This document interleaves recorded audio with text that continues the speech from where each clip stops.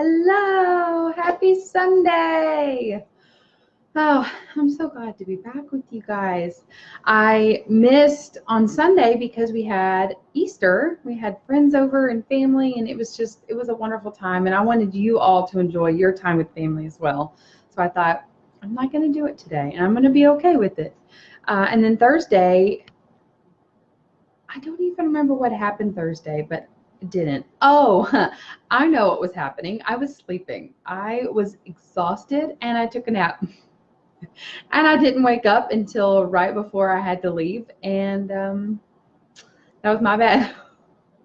That was my bad. But I want to share a story with you today, but I also want to share some tips on going through a trial. So I've been having some health issues for a while, and they just slowly started affecting things where I started noticing things more and more. And I actually mentioned it to a friend, and she urged me to go to the doctor. And I'm like, oh, yeah, I'll be fine. Like, it's not really a thing. But I listened to her and I went. And back in January, I went to a doctor and they found a mass in my lower pelvis area. And then I found another doctor here. I went to one about an hour away, and then I went to one here where I live and saw another doctor, and they found the same mass. And so I got scheduled for an ultrasound, and the ultrasound confirmed that I did have a mass in my pelvis. It's actually inside of my ovary. And so now we're talking surgery and biopsy and removal of 2 of my organs. I mean, that's a big change. That's a big change, and it's a big thing for me. It's big. Even though like so many people do it, and other people have gone through the same thing and like, oh, it'll be fine. It's still big for me, and that can't be discounted. And so I've been wondering how I'm going to share this with you all, because you are my family, and I share all the things with you, and I want to always be transparent and open with you so that you know that you can be that way with me as well. And so this journey, it's not one that I expected to go through. I feel like I've gone through a lot in my life, and I just didn't expect, just didn't expect that. But who of us are expectant of trials? Who of us are expectant of issues in our life? We just sit around like waiting for the next one. No, we're hoping that we don't have another one. But in all honesty, like I know that our life will not be free of trials. So there's that. So I knew this, something was bound to happen. I just didn't know when or how or where. But this has been a test of my trust, a test of my expectations, a test of my patience. And so today I just wanted to talk to you about some things that that you should or could do. Thank you, Daniel. Thank you. That you should or could do when you go through trials. Some things that I've learned in the past, and some things that I have to continually to remind myself kind of daily now as I'm going through this. So the first one is take time to process. Processing is different for everyone. Some people process quickly, some people process slowly, some people process loudly, some people process quietly. But allow yourself time to process. Allow yourself time to grieve, time to be angry. You might be angry. Allow yourself time to cry or laugh or talk about it or sit in silence or just pray or listen to worship music. Just allow yourself to process what it's going through, because even though someone else might have and it worked out all fine for them, that doesn't discount how big or little this is for you. So don't let anyone else's trials discount or minimize what you are going through and the feelings that you have for yours, because everyone's different. So allow yourself that time to process. You know, in Ephesians, it talks about being angry and not sinning. So the Bible doesn't say that we can't be angry about things. We can. We just aren't supposed to sin when we're being angry. So you're allowed to be angry at the circumstances, angry at the diagnosis, angry at whatever, just not sinning about it. Not sinning about it. It's not correct grammar. Hey Michelle, hey Ruby, welcome ladies. So take time to process is number one. Number two, find a support system, whatever that looks like. Whether, hey Kim, whether you're in a small group at church, or you have a community around you at school or at work, or wherever you are, find a support system to be with you, to rally around you, to be those prayer warriors, those people that you can call to when you say, man, I'm really having a rough day. Find those people. In Ephesians, again, it says that two are better than one. We talked about this last Sunday. Two are better than one. So when you have that support system, it's a lot easier to go through. And even if it's just one other person, someone that you trust and you're able to go through these things with, take that other person, because you'll be able to go through things together and able to pray together. Okay, so I actually started a Facebook group with a lot of my close friends and family that I knew that would be a really great support system and just pray and encourage me. And for me, it was honestly, and I did this to take away my overwhelm. I didn't need just one more thing. And what was overwhelming was, and this is a good thing, but it was still overwhelming for me, was the influx of polos and Facebook messages and texts and I don't know if I got any emails, but phone calls, which are not a bad thing. It was just a lot, and it was a lot of people asking me the same questions, and so I had to rehash the details over and over, and I had to rehash my emotions over and over, and so it was just really hard for me to continually get a bunch of messages, even if they were good and they were thoughtful. It was still overwhelming for me. So I thought, I'm going to make a Facebook group and put everyone together. And so now I get, on my time, I get to go and see the beautiful scriptures or prayers that are on there, sweet promises that the Lord's given me that they put on there, nice pictures or whatever it is, or just I'm praying for you today. I get to see that on my time, and it's not overwhelming for me in that. And I've got several questions like, why did you make a Facebook group? You're not dying. Sure, but I was very overwhelmed, and I'm doing everything that I can to reduce that overwhelm. Hey Sherry, hey Anna. And that's what helped me. So if that's what helps you, don't let anyone take that away from you. Don't let anyone tell you that that's something that you shouldn't do or you should feel bad about it. Don't, because we all, like I said, we all process in different ways. And for me, it was very overwhelming to get a bunch of texts and messages, even though they were great and they were uplifting and wonderful and positive. It was still a lot for me. So find a support system, whatever that might look like. Number 3, prayerfully construct a plan. So now you've gotten this diagnosis, you've gotten this huge blow, whatever it is, whatever this trial that you're going through, you've heard the news. Now you have to prayerfully construct a plan. So what is it going to look like? What's your next step? What's the next right step? What are you going to do now that you know this? Doing your research and finding out all the options that are available to you for whatever it is that you're going through.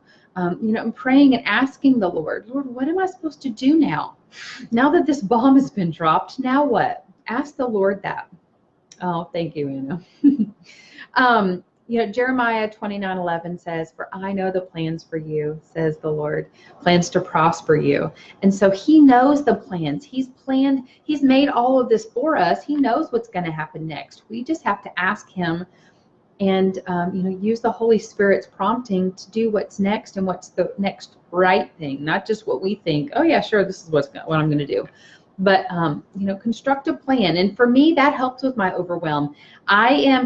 I'm the type of person. This is why it's so difficult for me to go through trials, is because I'm the type of person that when I watch a movie, I will IMDb and find out everything that's going to happen so that I can actually enjoy the movie, because it does not ruin the movie for me to know what's going to happen. It actually helps me. And so when I get a big thing, I do a lot of research and find out, like, what are all the options here? What can I do? What can't I do? Like for this, for this type of diagnosis, I'm researching all the things that it could be, all the things that it probably isn't, right? All the things that that surgery entails, all the things that recovery entails. So all of these things I'm researching, and I feel a lot better because I know these things and I know questions that I need to ask or can ask to know what's next, know how to take my next right step.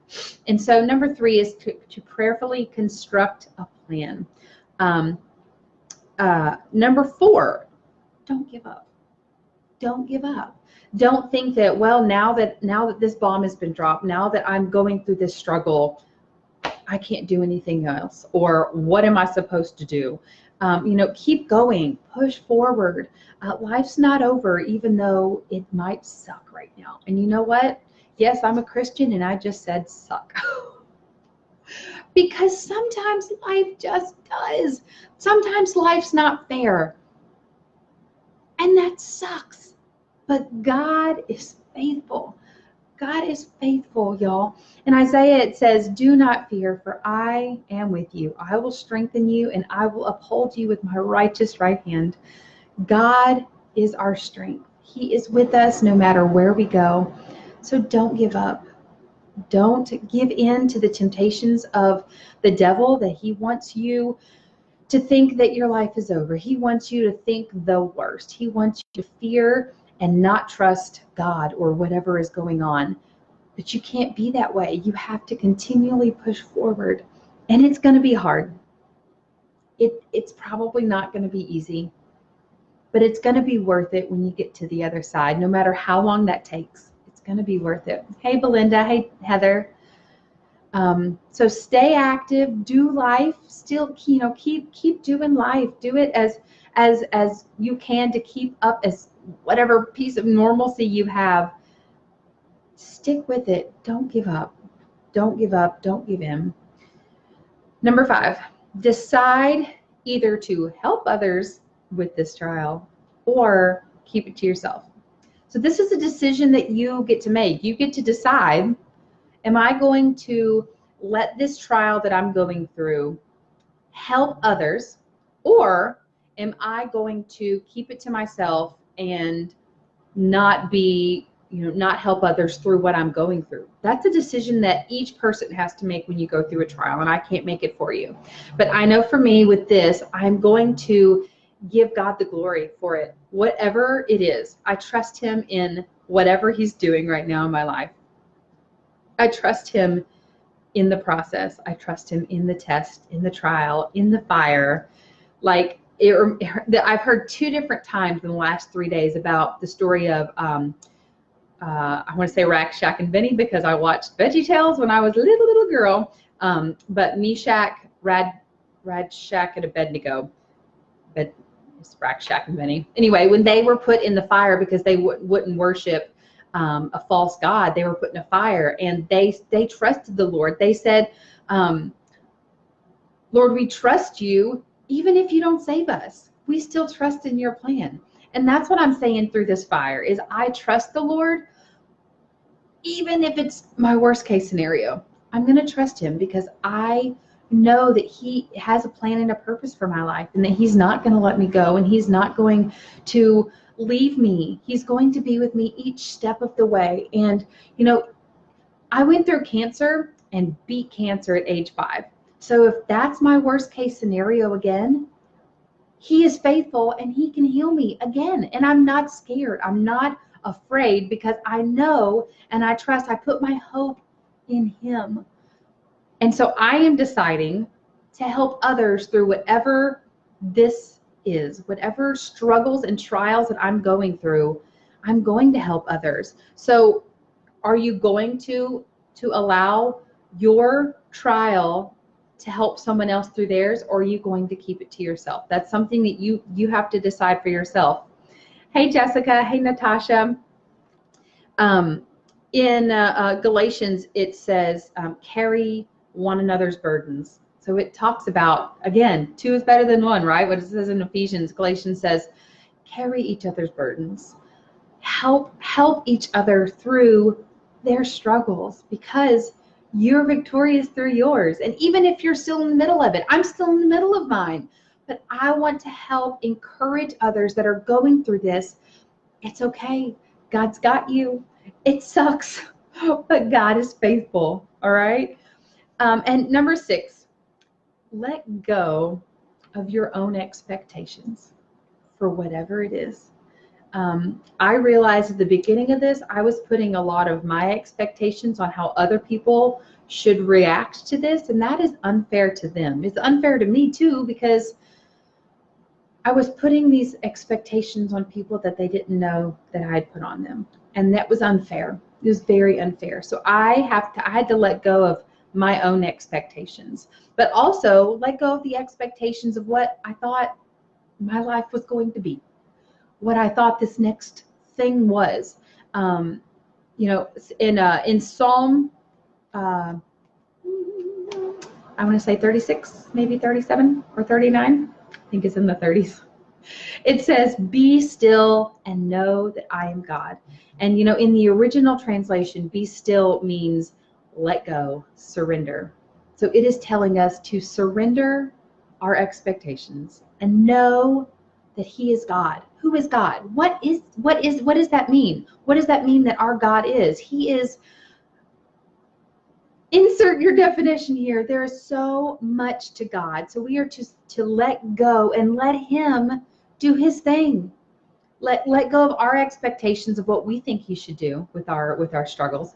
Let go of our expectations of what we think our life should look like and how we think we should go about things.